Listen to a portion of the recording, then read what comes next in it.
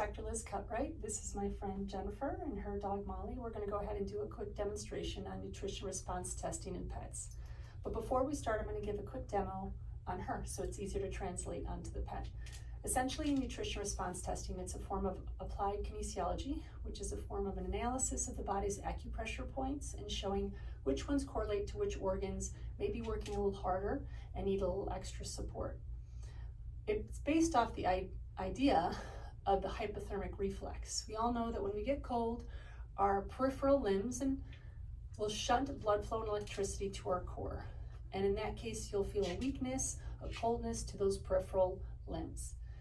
In the case of trying to assess the body for those weaknesses, if I had a thyroid that was working harder because it was inflamed and sending in blood and electricity, it's going to also steal it from the peripheral limbs.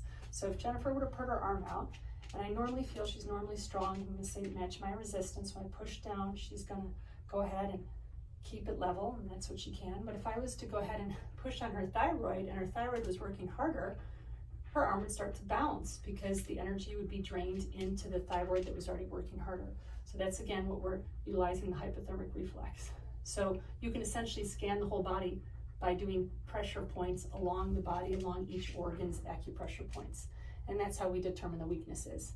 And as far as how we determine the supplements that will support them, all supplements will emit 2 feet of energy at least electrically.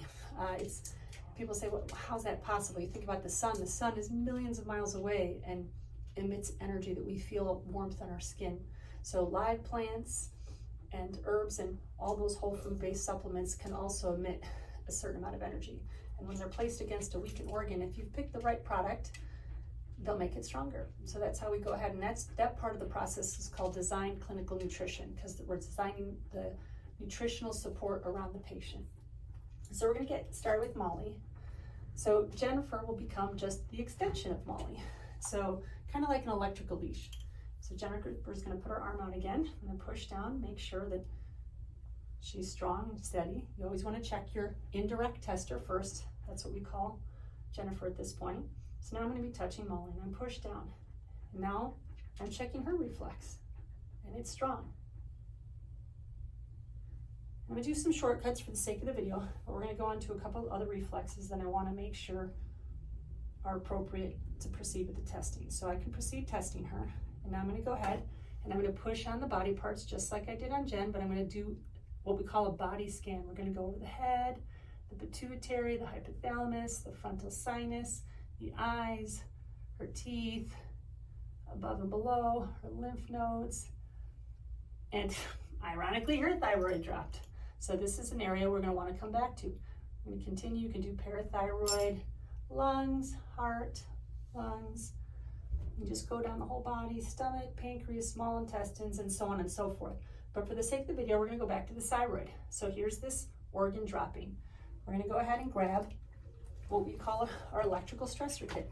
These are small imprints of various stressors that you have in the environment, from foods to bacteria to parasites to viruses to heavy metals and chemicals. So I'm going to go down the food pile.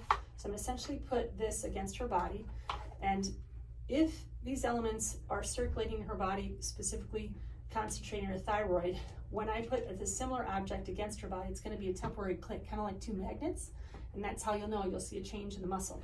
So let's get started. So Jennifer, I'm going to have you put your hand right by the thyroid, so she's going to be pressing it at the same time.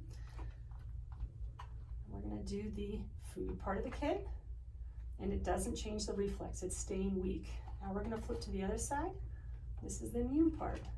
We have bacteria, parasites, viruses, and it doesn't change the reflex. So I'm not finding anything in this side of the kit. Now we're going to move on to the heavy metal side of the kit. No change in that arm. Now we're going to flip to the other side. This is the chemical side, and our arm went strong right there. So something in this row of the kit is telling me that we have a potential stressor that's matching the weak reflex.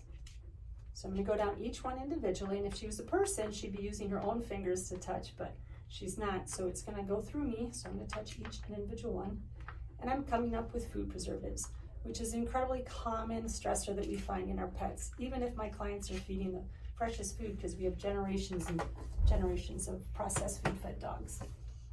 So I know Molly's on a mixed diet. She's on fresh, she's on kibble, she's a little bit of everything. So she might be having a little harder time clearing some of the food preservatives and some of her kibble. So we're gonna see if we can help her with that. So now I'm gonna take a product, say, I'm gonna use the clinical knowledge I have to pick the product I want, which in this case is parotid. And let's see, it seems to be right here. So I'm gonna put that, Jennifer's gonna continue to hold that thyroid point. And if this in turn now strengthens that reflex, then I know it's the right product. It does not, so this would tell me this is not the product for her. So I'm gonna move on to another one called Spanish Black Reddish.